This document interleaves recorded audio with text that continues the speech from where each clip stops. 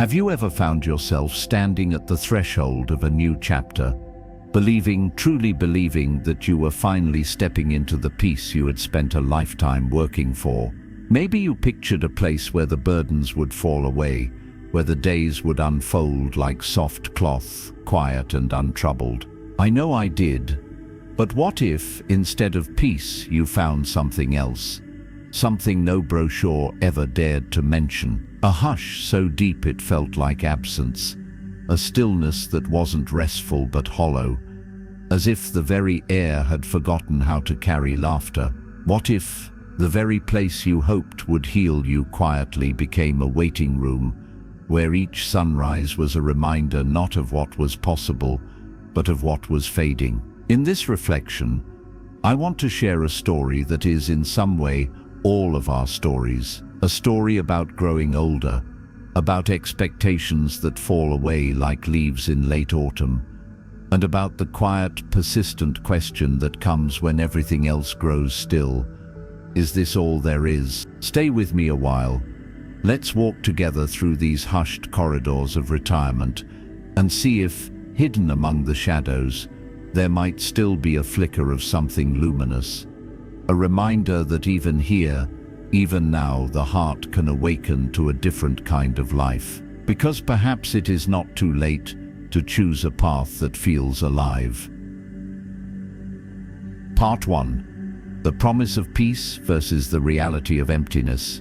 When I first held the glossy brochure of the retirement community between my hands, I remember the way it gleamed in the morning light, like a promise wrapped in golden paper. The images were so inviting.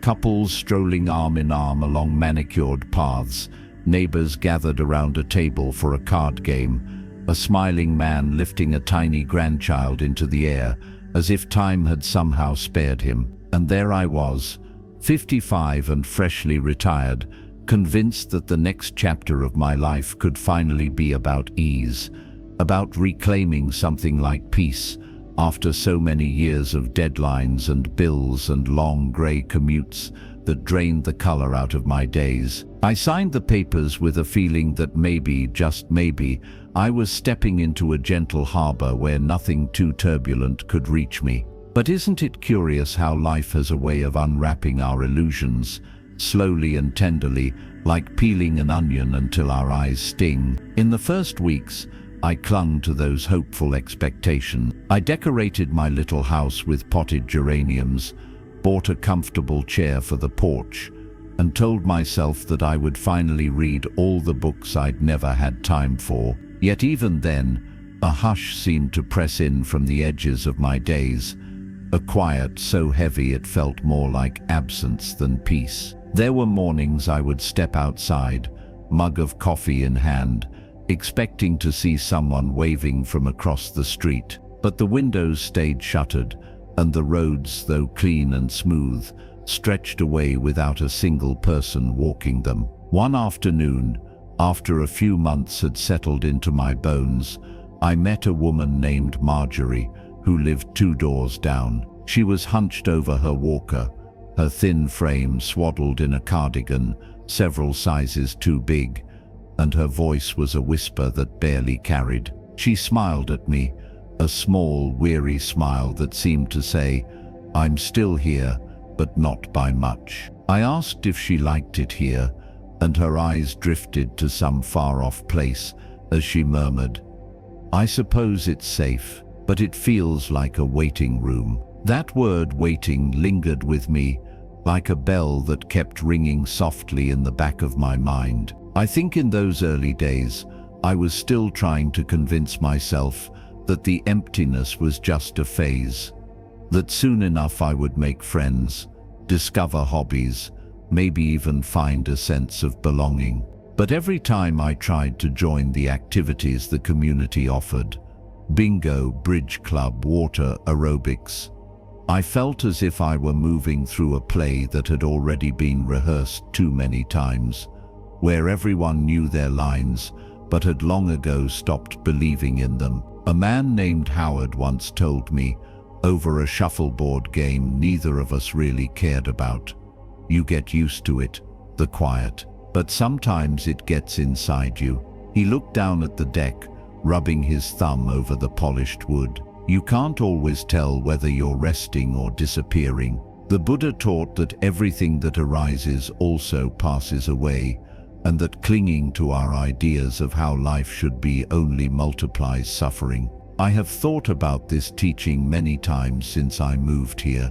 How much of my disappointment was seeded by my own attachment to the picture in that brochure, my longing to be somewhere safe from change and loss. I suppose we all carry a hidden hope that there is a place, just one place, where sorrow cannot follow. But the truth is more humble and more liberating. There is no place immune to impermanence, because impermanence is the very nature of this existence. And yet, knowing this doesn't spare us the ache of it. The emptiness I encountered here was not the spacious stillness of a mind at peace. It was the dull hollow of routines that mean nothing when shared with no one. It was the eerie hush of streets lined with closed doors, the silence that swells up like water behind a dam. There were nights when I lay awake listening to the wind tapping against my window, and I wondered if this was what I had worked my whole life toward. A life so safe it had become sterile. I began to ask myself questions I hadn't dared before. What is true peace? Is it merely the absence of disturbance, or is it the presence of something deeper?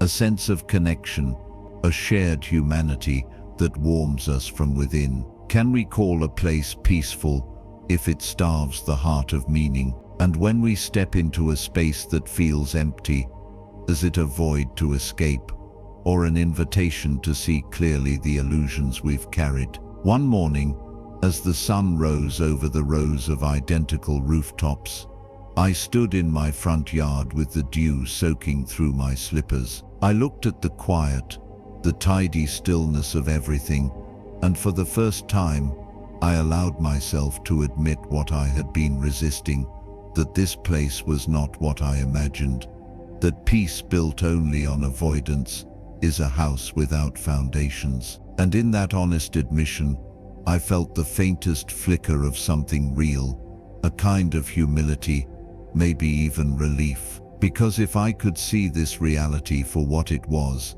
then perhaps I could stop chasing shadows and begin, however uncertainly, to look for a truer refuge. As you listen, I wonder, have you ever found yourself in a place you hoped would heal you, only to discover it mirrored the emptiness you carried inside? And if so, what did that moment teach you about the promises we make to ourselves? Part 2. Living amid shadows of loss. There is a peculiar hush that settles over a place where illness and dying have become ordinary. It isn't the comforting quiet you might find in a library or a chapel. It is the kind that seeps into your skin, the kind that makes you feel as if your very presence disturbs the air. When I first began to notice the ambulance showing up almost every week, I tried to shrug it off, telling myself this was simply part of life in a community of older neighbors. But over time, the frequency was impossible to ignore. The siren was always silent, because even the paramedics had learned not to alarm those who were left behind. Instead, their vehicles crept in like muted harbingers, their flashing lights reflected in dark windows. One afternoon, I was sitting by the window with a cup of weak chamomile tea, the kind I'd started drinking to steady my nerves, when I saw the stretcher come out from across the street. A man I had spoken to only once, his name was Richard, I think, was being lifted into the back of the ambulance. The wheels of the stretcher rattled over the walkway, a small, unremarkable sound that somehow felt like the punctuation mark on his life. I watched the door swing closed, and for a moment I thought of all the plans he must have carried here, perhaps to garden, to play cards, to travel south in the winter. But no one tells you how quickly those plans can vanish, like vapor dissipating in the morning sun. In Buddhism, we are reminded again and again of anicca, Impermanence. Everything arises and passes, nothing fixed, nothing owned. But as I stood watching that ambulance turn the corner, I realized that knowing the truth of impermanence doesn't mean you are immune to the sorrow of it. We can recite teachings, we can try to hold them close, yet the heart still contracts when faced with the reality of loss. I remember feeling as if the whole street had gone dim, as though the color had drained from the grass and the sky. The next day, I tried to busy myself with small errands, tidying the kitchen, organizing the medicine cabinet, making lists I knew I wouldn't complete. But every time I stepped out the door, the hush of absence met me. Marjorie's porch was empty, except for a pair of slippers that hadn't moved in days. A small note taped to the door, "In hospital, please hold mail," was the only proof she had been here at all. I found myself thinking about how easily we vanish, how quickly a life can turn into a vacancy. It was during that week I began to feel a heaviness in my chest, not a physical illness, but something more like a quiet despair. Every conversation with a neighbor seemed to orbit around the same themes: who had fallen, who had been diagnosed, who was arranging pre-planning for their funeral. I remember sitting across from a man named Ed as he meticulously filled out paperwork for a prepaid cremation, his hands trembling ever so slightly as he signed his name. He looked up at me, his eyes watering not from sadness but, I think, from a weary acceptance. "You know," he said, voice hoarse, "it's easier if you plan ahead, so you don't burden your kids." And he was right. There was a practical kindness in his preparation, but walking home afterward, I felt as if the walls were closing in around me.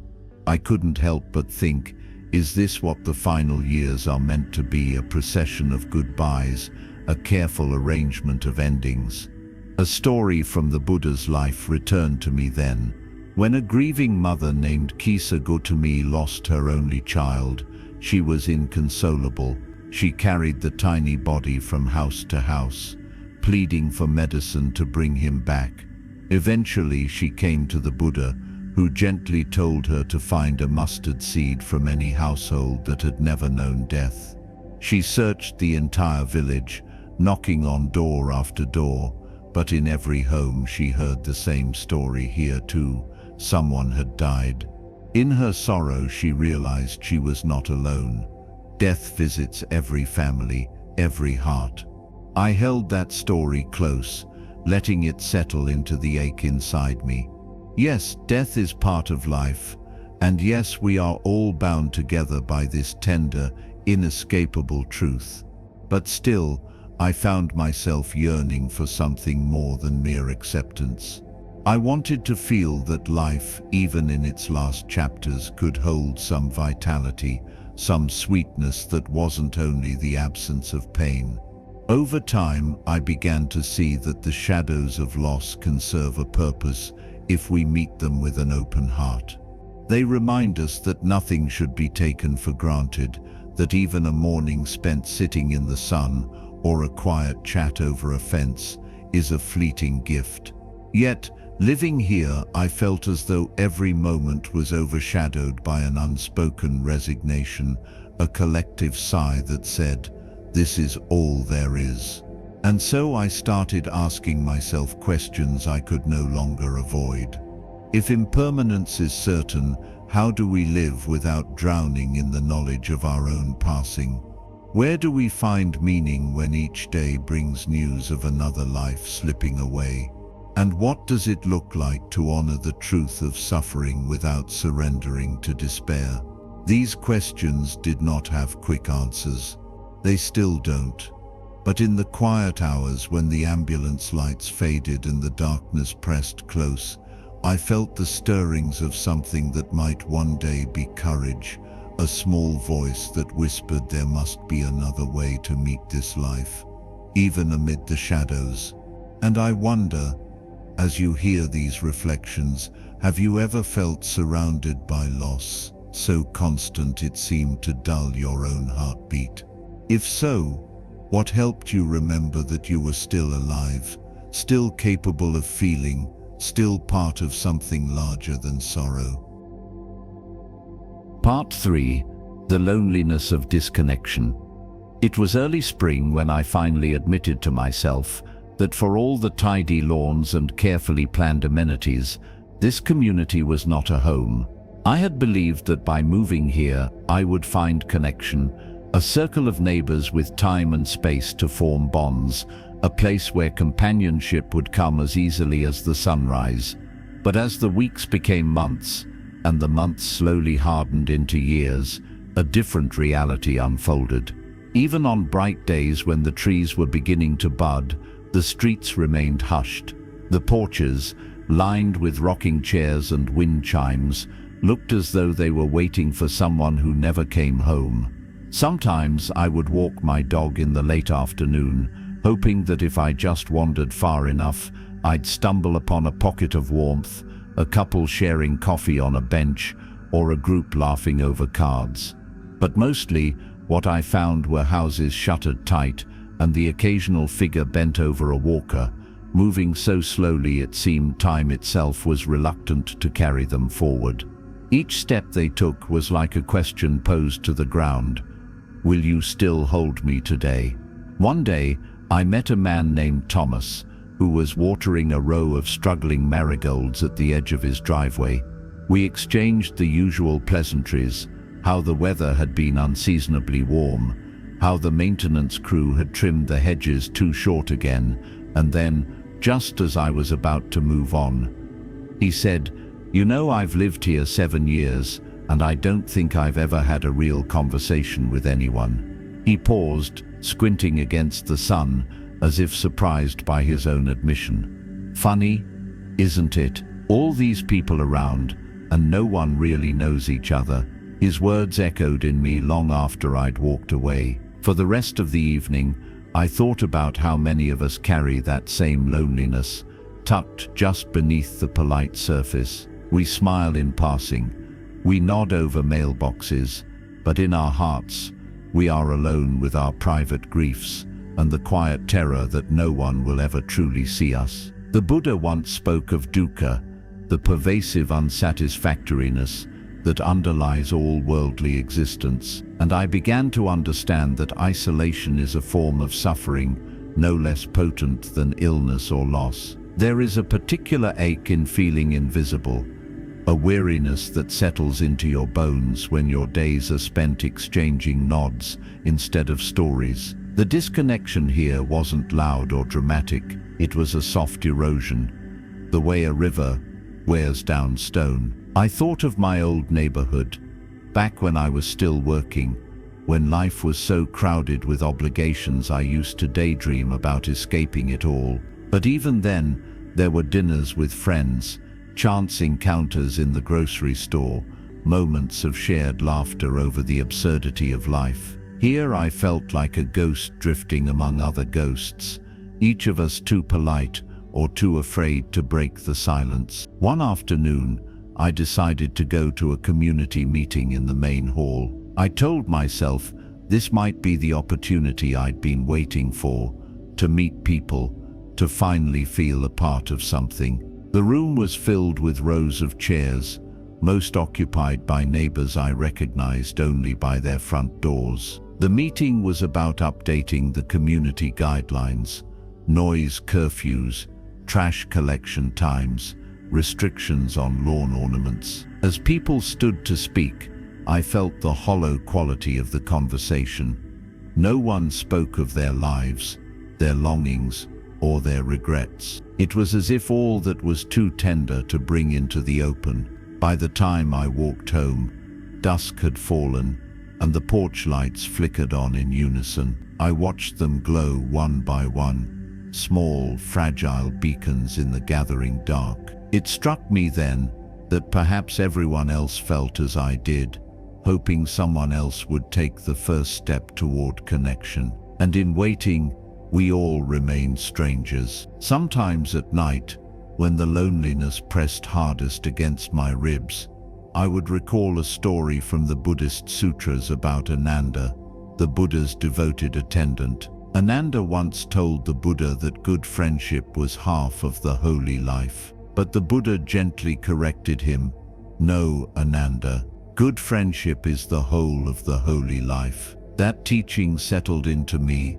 like a stone sinking to the bottom of a clear pool. It was both comforting and painful, a reminder of how essential true connection is, and how absent it felt in this place I now called home. I began to ask myself whether this was the real cost of seeking safety above all else. In my longing for predictability and quiet, had I traded away the very things that nourish the heart: spontaneity, shared vulnerability, the gentle intimacy that comes from caring about others and letting them care about you? I wondered if, in trying to avoid the rough edges of life, I had walled myself into a loneliness deeper than any I had known before. Perhaps we all do this in some way, believing that one day we'll have time to reach out, to know each other, to speak honestly.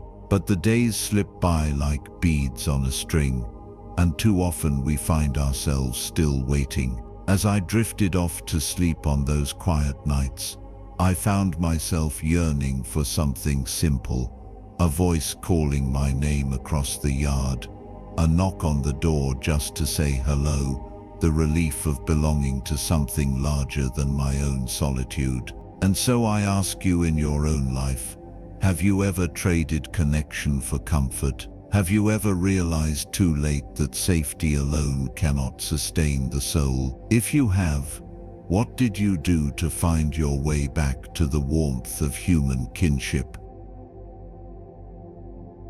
Part 4. A Spirit Losing Its Flame. There are seasons in life when the world itself seems to conspire to dim whatever small flame still flickers in your chest. For me, that slow dimming happened so quietly I almost didn't notice. It began with the small things: mornings when I would linger in bed a little longer, afternoons when the thought of walking the dog felt like a chore instead of a joy. Over time it grew into something heavier, a thick grayness that wrapped itself around my heart. Some days it felt as if the air here was saturated with resignation, and simply breathing it dulled my senses. I remember sitting in my living room one afternoon, watching the same program I'd seen a dozen times before, feeling as though the hours were slipping away without leaving so much as a trace on my memory. The television played on, a low hum in the background, but inside me there was a hollow where my curiosity used to be. Even the things I once loved, cooking a good meal, tending a few potted plants, had become like tasks performed on behalf of a stranger. And that, more than anything, was what frightened me. Not that I was alone, but that I was losing the part of myself that still cared. There's a story I once heard from a Buddhist teacher about a monk who went deep into the forest to meditate. He built a small hut and resolved to remain there until he realized the nature of his mind. In the beginning, he was full of enthusiasm, waking before dawn to sit in silence, reciting verses of gratitude. But as days passed into weeks, he began to feel restless. The trees, which once seemed alive with presence, grew monotonous. The silence, once luminous, grew oppressive. One evening, he rose from his cushion and walked outside, where he found a withered blossom lying in the dirt. As he picked it up, he understood that his spirit was becoming like that flower, shrinking, brittle, losing its fragrance. But rather than despair, he made a vow to nurture the small vitality that remained, to protect it as tenderly as one would shelter a candle from the wind.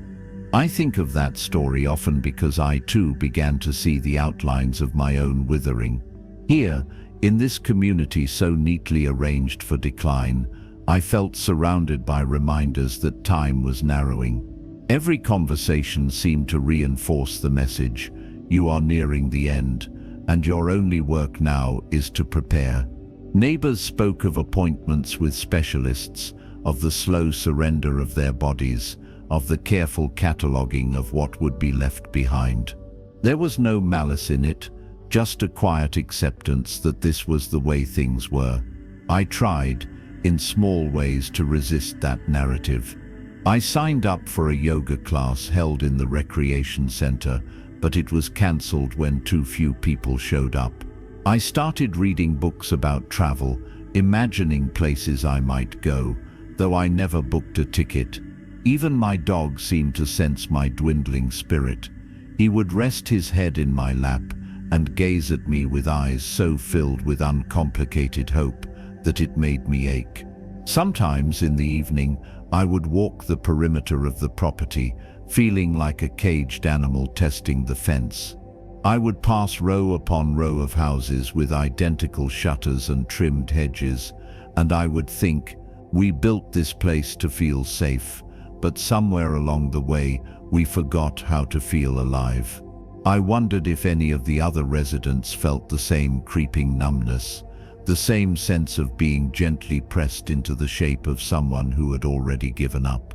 The Buddha often spoke of the dangers of complacency, of how easily the mind drifts into habits that sap its vitality. He taught that awareness is a lamp we must tend constantly, lest it flicker and go out. I tried to remember this as I moved through the sameness of each day. Still, there were mornings when I felt as if I was standing on the conveyor belt to the end, inching along while my spirit waited for something, anything to remind it that it had once been bright.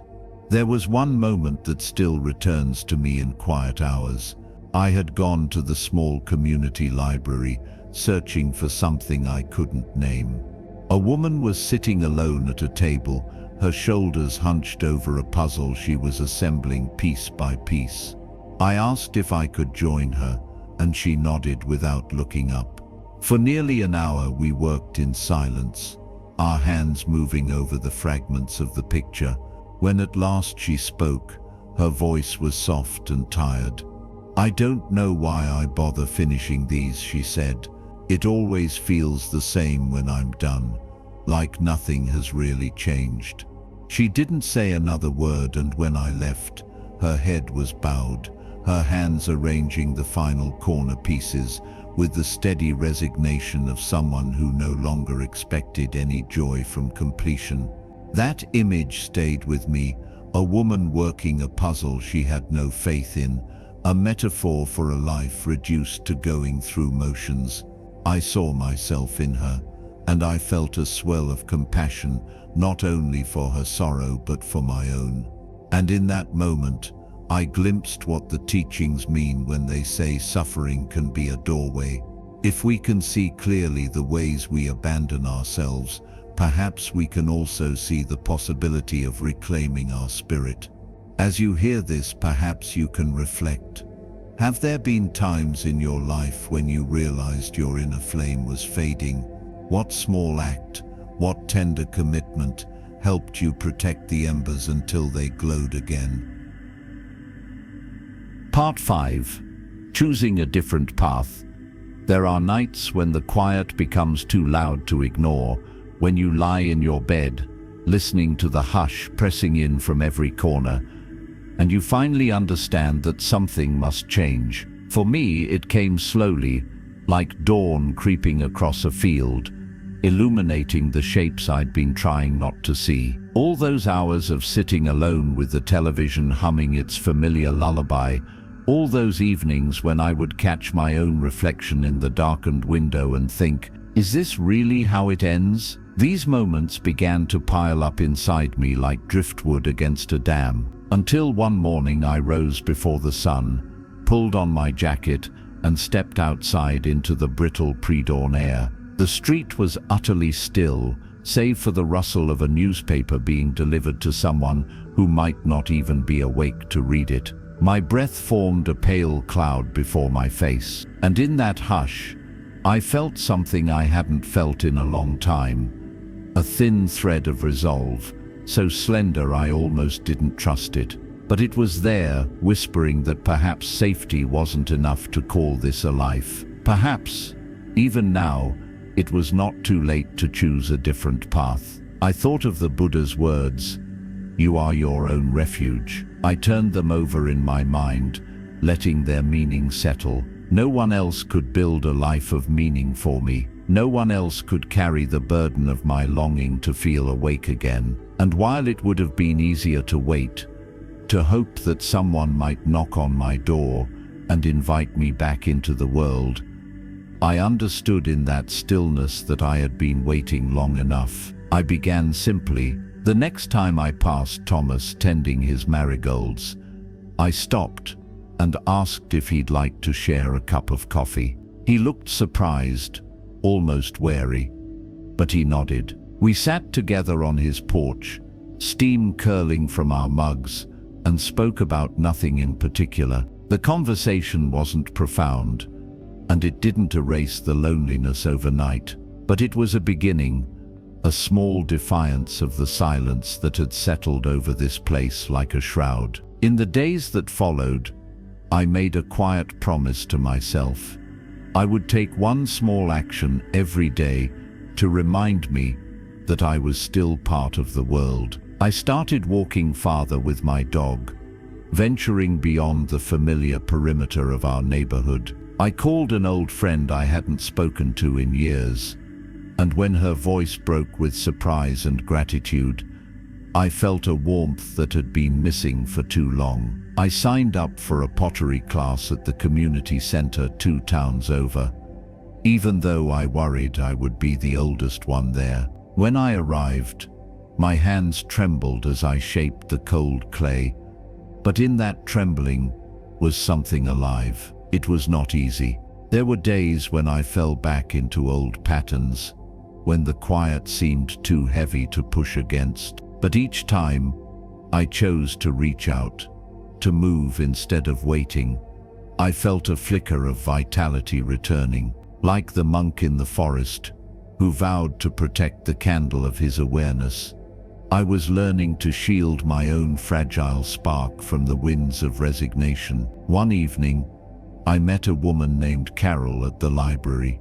She was looking for a book about mindfulness. We struck up a conversation, and she told me she had moved here after her husband died. Her voice was soft, but there was a steadiness in her gaze that I recognized, the same fierce hope I was beginning to feel. We talked until the lights flickered overhead, signaling closing time, and as we stood to leave, she touched my arm. "I'm glad we talked," she said simply, and I was too. That night, as I sat by my window watching the stars prick the darkness, I thought of all the ways I had believed this chapter of life could only be about decline. I had accepted the story that growing older meant shrinking into insignificance, but the truth was something far less final, something more tender and alive. The Buddha taught that within each of us is the capacity to awaken, to see clearly, to love fully, to meet impermanence, not with fear but with curiosity. Perhaps this was what it meant to grow old, not to surrender to the slow erosion of the spirit, but to meet it with a willingness to begin again, as many times as necessary. I don't pretend that I have found all the answers. Some mornings the ache returns, and the quiet feels too big. But I am learning that meaning doesn't arrive all at once. It is built, piece by piece.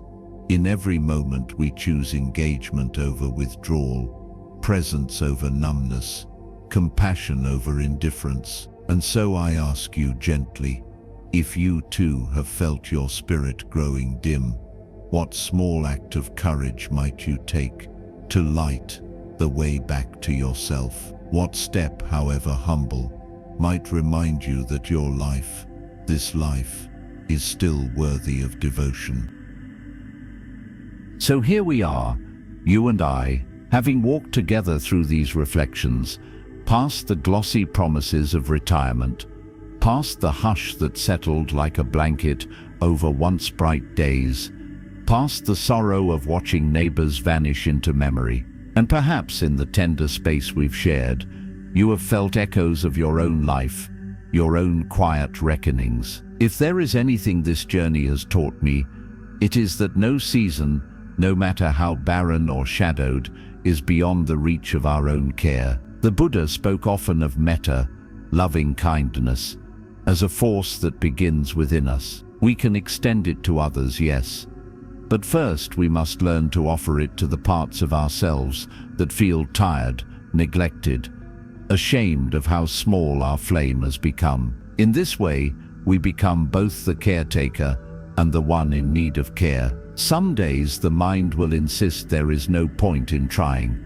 that all roads lead only to more endings. But endings too are a kind of beginning if we meet them with the curiosity of a heart still willing to open. If we can greet each morning with even the smallest whisper of willingness.